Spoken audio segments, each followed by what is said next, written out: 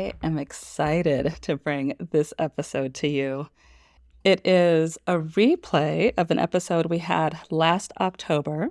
And the reason I know it was October without even looking at my notes is because we published this episode originally on Steve, aka Hot Husband's birthday, when he was a little over 1 year past his sober anniversary. And now, as we inch up closer to September, we will be celebrating his 2-year anniversary of his sober living. And I just wanted to replay this episode because, one, there are a lot of new people in our community right now who may have missed this episode because it was originally published as a bonus episode, so it didn't quite get the attention as perhaps some of our other episodes. And then two, when I'm meeting up with friends in real life, a lot of conversations have been sparked around being sober curious. And so because you are in this community and you are one of our listeners, you too might be curious about the sober life. And or maybe you're just curious about how Steve and I have navigated this change in our marriage because this was his choice, not mine. I won't get ahead of myself. I will tell you, you're going to want to listen to this episode. So with that, I also want to explain a few things. You saw in the title, Hot Husband. So for my friends who have been with us from the beginning, you know that when we were doing the Facebook Lives in our kitchen, Steve was always our amazing engineer behind the scenes, and I would always refer to him as Hot Husband. And so that kind of caught on, and now people in our neighborhood, people who we run into, they're like, hey, Hot Husband. So that's why I felt like it was important to keep it in the title of this amazing episode.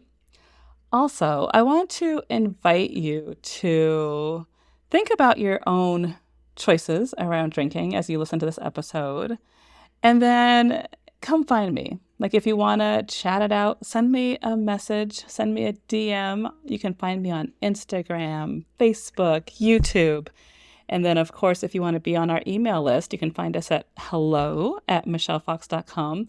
And I would love to keep this conversation going, including Steve, Hot Husband, has generously offered to come back and talk about the experience and talk about the journey because he truly wants to help others find freedom around their health choices. So he and I are going to record a fresh episode very soon. But in the meantime, please send me your emails, your questions, your DMs, and I would love to be able to help and support you on your own journey.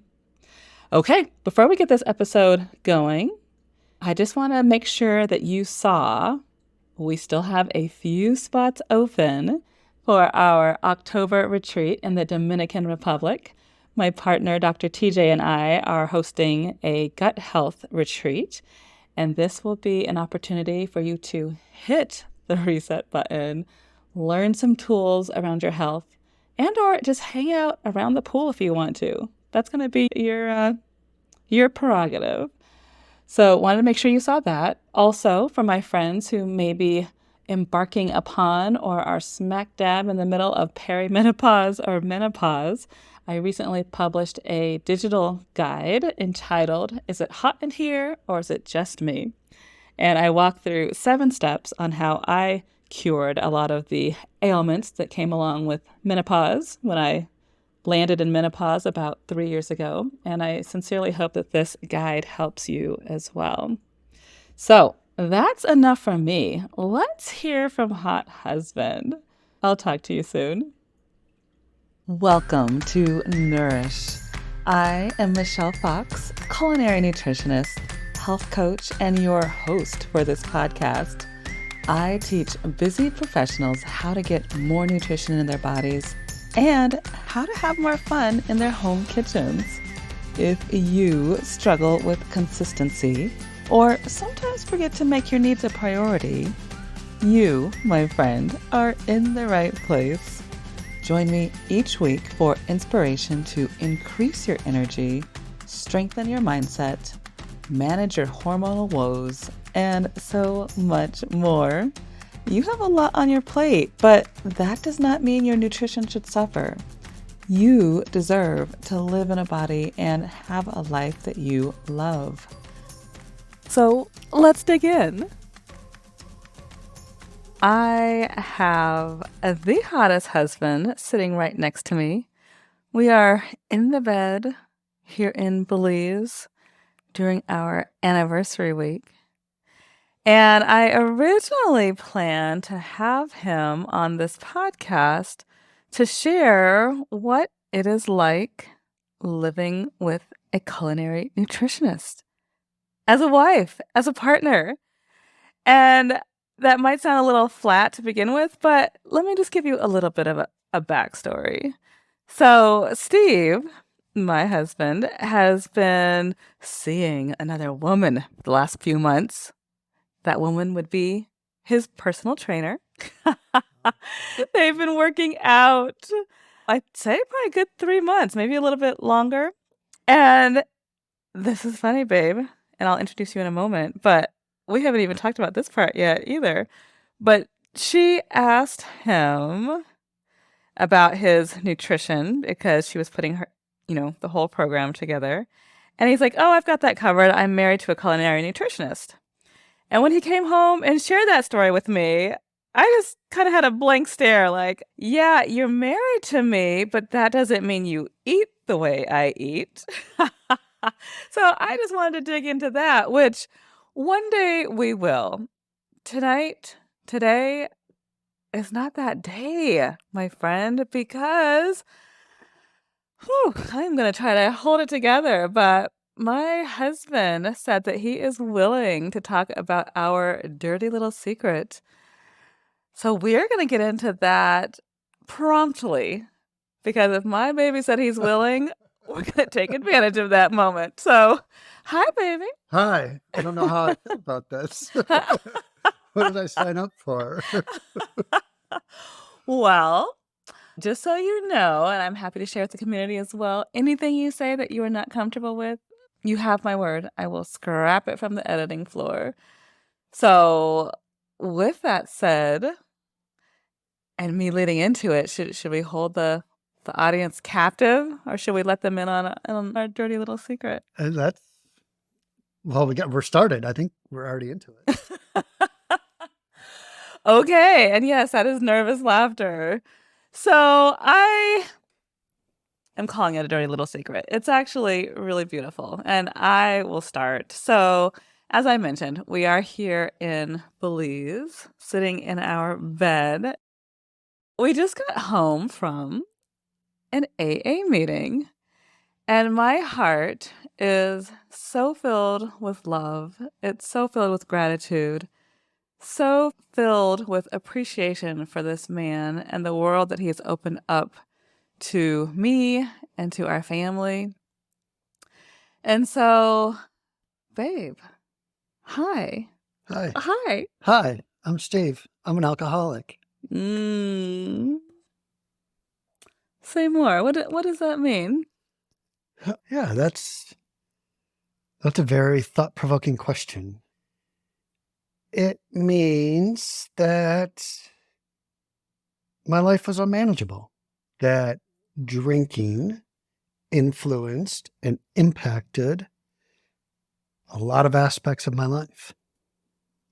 And I was ready to give it up. Give up the drinking. The drinking. Not the life. No, I like my life. I have a great life. We have a great life. Yes, we do. So let's take our friends back a few steps. I can only share from my perspective. And as I'm learning more about you and learning about what you are willing to share with me and with our community, I'm going to follow your lead quite a bit in this conversation. But I just wanted to start off with my part. And the whole reason why I even called it a dirty little secret, which I don't love, but it was in fact a secret. The first 3 months of your choice to become sober, which, by the way, congratulations for 1 year and how many days? 6 days now? Is it 4? 1 year and 4 days. I'm kissing you. Thank you. Oh my goodness. So the first 3 months of that 1 year, I had no idea. Like, I didn't know that you had decided to quit drinking, and I definitely didn't know that you had decided to start going to AA meetings.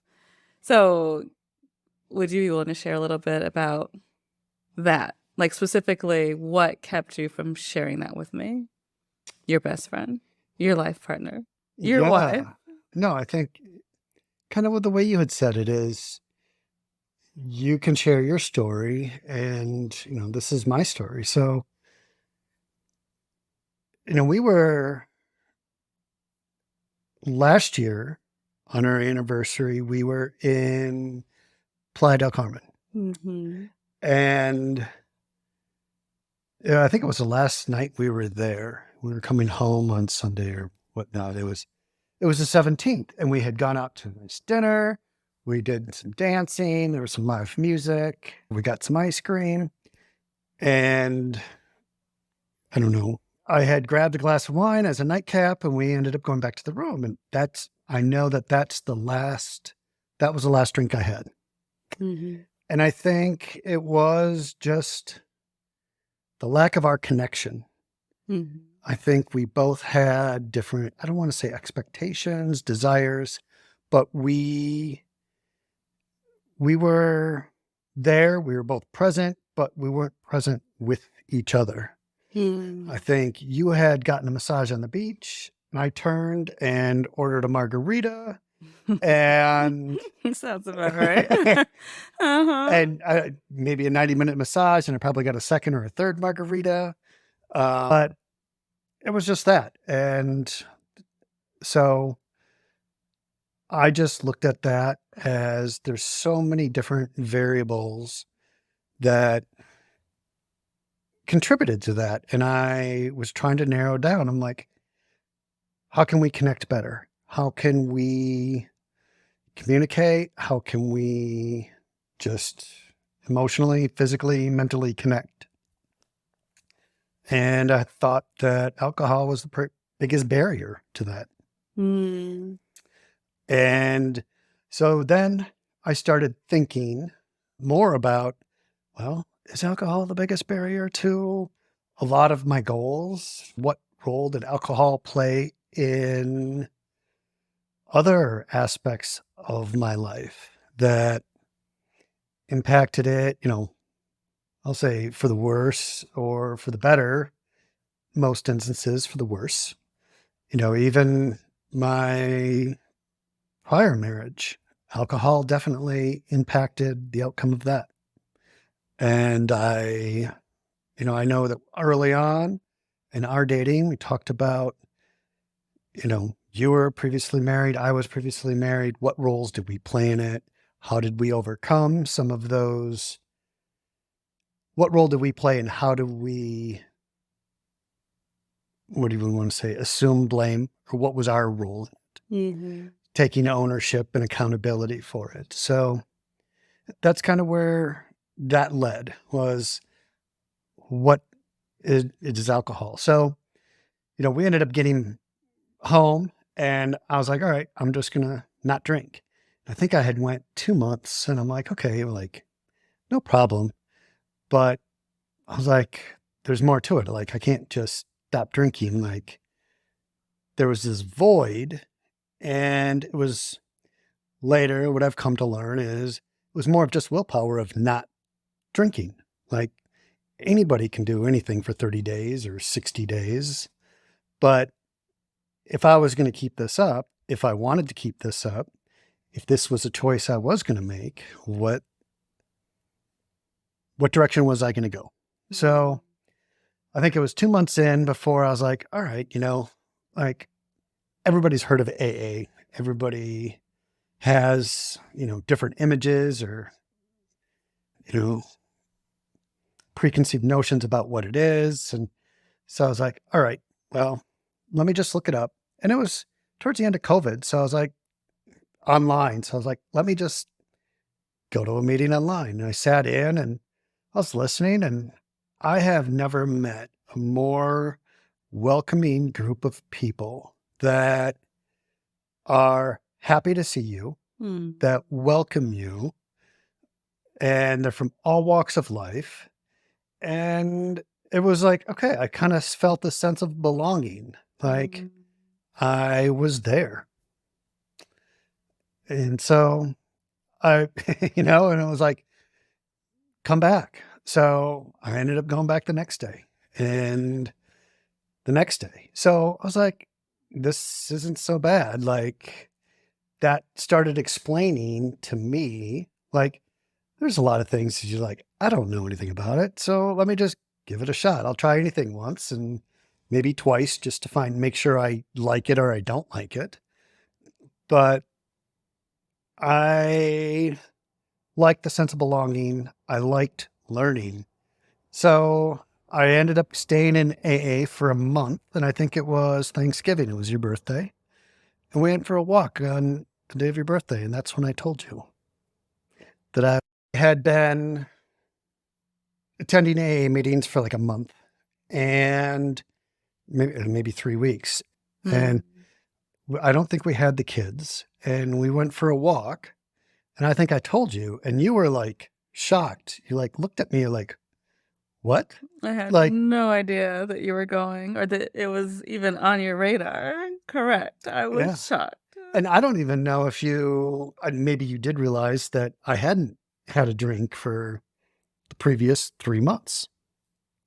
Well, I noticed you Oh, weren't on the couch at night at that point drinking, because that I know was one thing I was complaining about. I was letting you know that I was starting to feel lonely in our relationship and that I noticed you were choosing the bottle over spending time with me in the evenings. And so, yeah, I noticed the bottles weren't there. But at that point, I think you were still on the couch late at night watching television. yeah. Okay. I don't remember those days as well, but it sounds about right.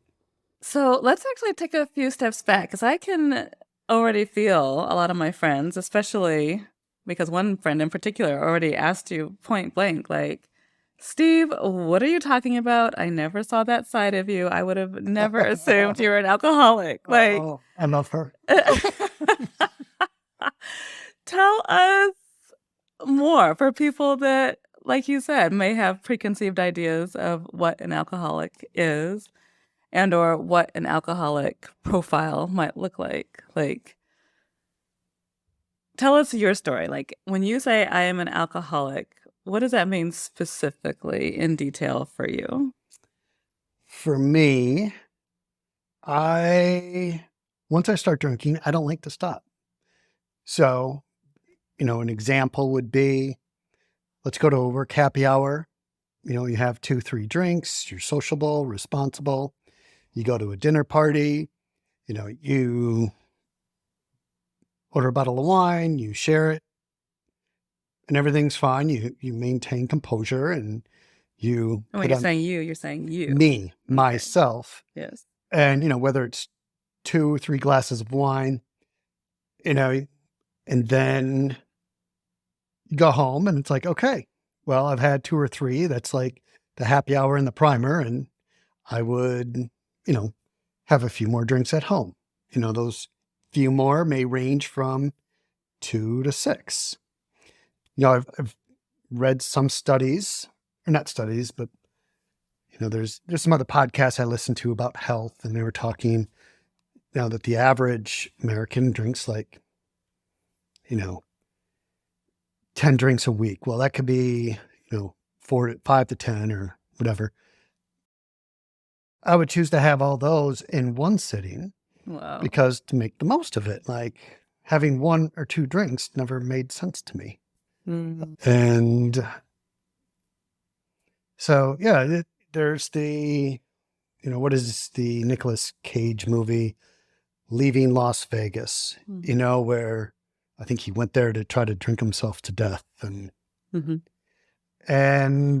or the fall down drunk. And, there's like that. I was highly functioning. Like, Right. Like none of our friends knew what I was seeing and, more important, what you were going through. So I think that is why I keep calling it our secret, because it wasn't that I was ashamed of your behavior. It was just I didn't understand it. And I knew that it was a block in our connection. Yeah. And, you could, I was a heavy drinker. Yeah. I enjoyed it. I had fun. And I think certain circles, that's acceptable. And different cultures and environments, that's just commonplace. Like your childhood in Wisconsin. Yes. I feel like anybody we meet from Wisconsin, it's like, yeah, that's what we do. Of course, we Yeah. Yeah. drink. Yeah. But I think that's when you say it's a secret. Like, I, yeah, I didn't, it was a secret in the sense that I liked to drink at home in private where I didn't have to socialize. I didn't have to save face per se. And I was a lot safer. I didn't have to worry about driving or, you know, just I felt safer at home. Mm. So I never, really got in trouble with the law, never got a DUI, never got in an accident, anything like that, because I like to do it at home. It's alcoholism. It's an isolating disease. Yes. So Yes. that's why it's that dirty secret, because I tried to keep it a secret. Yeah. I appreciate you sharing that. Thank you. And also to people who might judge or have this idea of what an alcoholic looks like or is, I think you've mentioned before that it's another reason why you kind of kept it to yourself, because people think of like maybe displaced people, or I don't know, people with mental illness, or I don't know. But I think people tend to go to the far end of the spectrum to decipher what an alcoholic is, because in that way, they don't have to look in the mirror and look at themselves like, oh, well, maybe I too have an issue with alcoholism, alcohol. Maybe I too have an issue with alcohol. And that is actually one reason I was really excited you were willing to share with my community, because I do think food issues can be tied into alcohol issues, which can be tied into drug issues. And like we're all in this together. Like there's no pointing the finger. There's no I'm superior because I've conquered this, issue. Like I think we all have our demons that we fight. I Yeah. don't know. Do you have an opinion about that? Yeah, we all have our demons. It could be anything. There's a whole range of things. But yeah, in certain AA kind of groups, some are kind of the purists. Drugs are a part of my story with Alcoholics Anonymous. And some people are like, oh, no, don't bring that. That's a separate issue. And I'm along the lines of, we want to help everybody, right?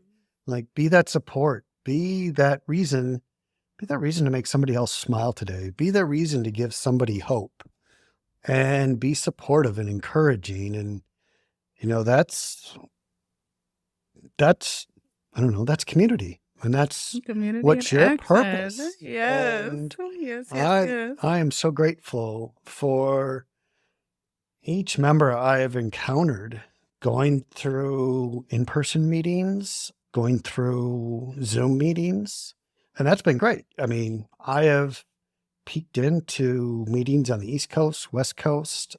There was one that was promoted in the Ukraine that I sat in and listened to. I looked for meetings while I was in Cartagena, and you were Chris enough to come to a meeting tonight with me. Yes, which I have to jump in. Like, it truly was so beautiful to see this room full of men. This meeting happened to be all men, and they graciously let me join. And I do say join because without giving away secrets, because I still don't know all the rules. I know anonymous, I know I can't say names, but all of that to say, we did do a reading, and I got to participate in one of the readings, and all of the men, well, I was going to say, can I make assumptions? Yeah, well, yeah, because I mean, all the men had heavy accents, so I imagine English was not their first language, and English is really my only language. So I felt very included and welcomed that for the most part, the meeting stayed in English. And yeah, we talked about some of the AA principles. And for those who don't know, AA stands for Alcoholics Anonymous. And there is 12 steps. And then there's also 12, what's the other thing? There was Traditions. 12 traditions. And so that's what we were reading out of that book. And my heart just swelled because these men are literally fighting for their lives because they understand that people die literally every day from overdoing it with alcohol. And that could be them, that could be any of us, like any moment, any day. And so I just had so much grace and reverence for these people who showed up to say, 24 more hours, I can do this, 24 more hours. And not only can I do this, but I'm here in community to support the community, to let, you, brother, to let you, sister, know that you can do this as well. Did you have any particular takeaways from tonight's meeting? I know you've been to quite a few meetings, but how did tonight's meeting land for you? Yeah, it was good. Like, Yeah. there's some meetings that are always better than others, based on the topic and how authentic and vulnerable people will be in their shares. I just want to add that tonight's meeting was an open meeting, which means that non-alcoholics can attend. And then there's closed meetings where it's only Alcoholics Anonymous members. So, okay, so that's so why you I were was welcome. You were allowed. the observer. Okay, yes, got yes. it. Well, I was still grateful I got to read Yeah. too. It made me feel like I was part of the circle. No, and I think, kind of getting to the flavor of, my share this evening is, we're in Belize. Our life back in Denver is completely different than the lives they have here. But so much of our lives are in parallel, right? I have so much in common with each and every one of those gentlemen's experience. Their experience is their own, but it's relatable to me. I can relate to it. I understand it. And with that being said, we're here. We walked in and they welcomed us with open arms. Yes. And we were able to share and talk and socialize, and just wherever you go, you were just welcome. And I can relate to them. I love that. So I also want to go back even quite a few more steps. I actually got my thesis around alcoholism in applied psychology at NYU back in 1995. So your girl's been paying attention to this stuff. And so I recognized it. And I was sad, but I was still already falling fast for this man. So I'm like, okay, eyes wide open, eyes wide open. And so all of that to say, there were a few incidences that happened around alcohol during our dating period and even before we got married. And I'd say, hey, I've been noticing these things. This certain behavior makes me uncomfortable. And then we might fight about it and then we'd move on. And then the next thing would come up, we'd fight about it, and then we'd move on. And I think there were probably, I would say 5 or 6 incidences before we got married that really stood out that I'm like, ouch. And yet we got married. And even that, we got married on a vineyard. What was the name of it? Silver Oak. Silver Oak. So even that, alcohol was part of our story. Well, yes, our story, but our elopement. And then our family dinner even, we had at a winery, the Barcelona. Yes. So with this episode when it comes out, I might have to pull out some of those photos because they actually were pretty exquisite, beautiful photos. But it's just interesting, like looking back now, like alcohol has been part of our relationship. And so all of that to share, just more backstory for our community, that I have been and still am eyes wide open, knowing that this is what is part of our relationship. This is what I plan to quote unquote work with. Like I never intended for you to get sober. And I was very clear with you that I knew that if you ever did get sober, it would be your choice. I knew there was nothing I could do or say to move you in that direction. So when you did finally get sober, I was in shock. And a year later, I would say some of that shock is worn off, but I'm still like, I feel like I'm still trying to catch up. Like you made your mind up way before I was on board or understanding it. And so I just love that you have been open with me and that you do want me to understand and that you have invited me to some of these meetings because I do want to understand your process. And I do feel that it's bringing us closer together. So I don't know. I don't even know what the question is at this point, but do you have any comments about Yeah, that? no, and Silver Oak is such a good wine. God. You Oh, found it more delicious than me, but yeah. yes, it was I pretty good. It's one of my favorites, but was one of my favorites. If anybody's interested, I have a nice wine collection that I need to get rid of. Special price for you. Yeah. I yeah, like I I can't narrow it down to one specific instance of why I chose to stop drinking. I know that that anniversary getaway was kind of the culmination. When I got Um, upset. yeah. Yeah. And it was just kind of like, all right, I'm not doing this anymore.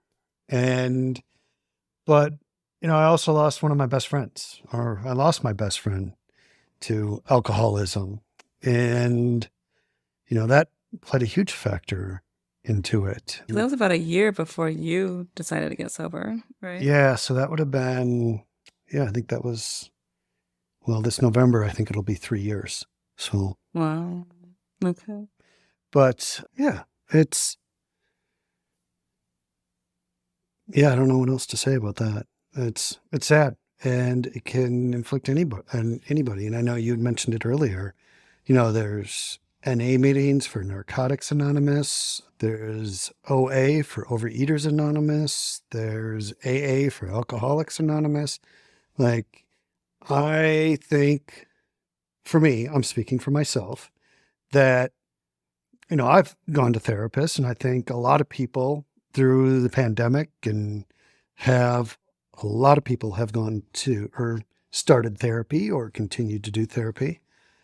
And for me, AA has been more impactful than any of the therapy I received. And I'm not saying that the therapy I received wasn't helpful.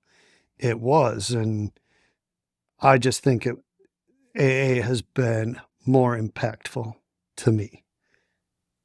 Yeah. And just as a witness on the outside, I totally agree. I'm so grateful. And we were speaking earlier today just about how you being able to see your story in multiple faces, I think has been more impactful than just a therapist saying, well, maybe you should try this, or how are you feeling? Or maybe you should be more mindful. I think your favorite therapist was like, practice more mindful meditations. Oh, You're like, yeah. yep, not helping. Yeah.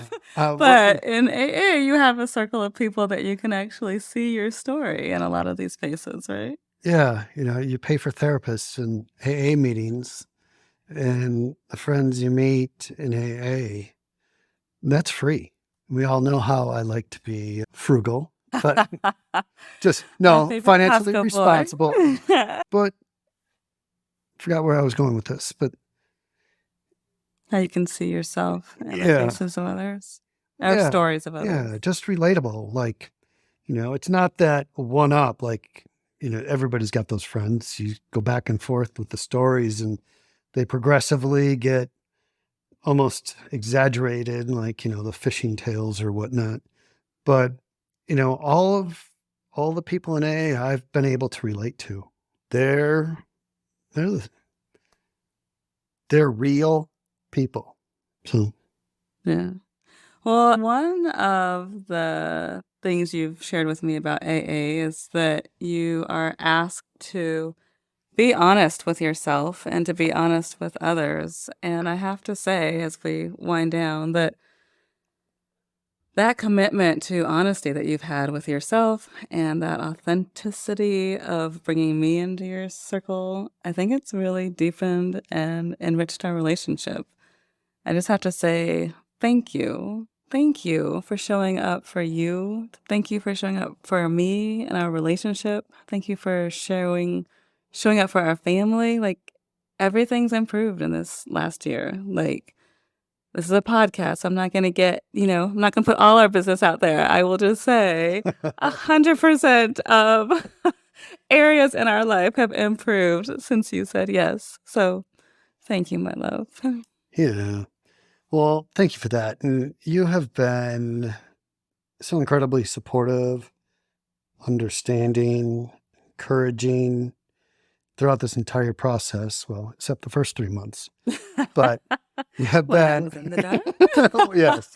All right, I'm almost over it. Not quite yet. Yes, But continue on. yes. So thank you for all of that. And yeah, whether it be my health, I think I have more focus and clarity, but it's also just being brutally honest with ourselves. Like I said, it was the dirty secret. Like I knew I was going home to drink or whatever the case was, and getting to the root of the problem of why I drank.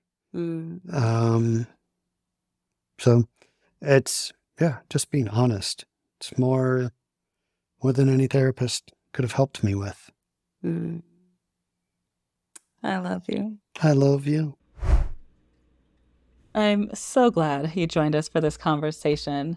As I mentioned at the top of the episode, if you too are sober curious, I would love to hear from you. Send me a message, comment on Instagram or Facebook, or feel free to reach out to us at hello@michellefox.com. We would absolutely be honored to help you and support you on your journey. If that doesn't quite feel right, I would also strongly suggest you reach out to AA and or al-anon. They have amazing resources that can support you, that can teach you, that can help you grow into the person that you know that you're meant to be. So reach out how you can. Please use my voice as a permission slip if you need it. But I'm here for you. And Steve has given me his word. He is here for you as well. So reach out when and if you are ready. Take care. Thanks so much for listening to Nourish. Have you been driving, doing laundry, or walking around the neighborhood? Sweet. I've got show notes for you. Hop on over to michellefox.com/podcast when you are ready. I will let you know that on the page you will find resources to support what you just learned on today's show. And then, of course, you can grab some health supportive freebies as well. If you enjoyed this episode, I would be honored if you would leave a review on whichever podcast platform you are listening on. It will help me with my mission to build healthier communities, one person at a time, and it will help you because you will be part of that mission. I'll be back next week, and I encourage you to keep showing up for yourself and know that you and your health matter. Big love.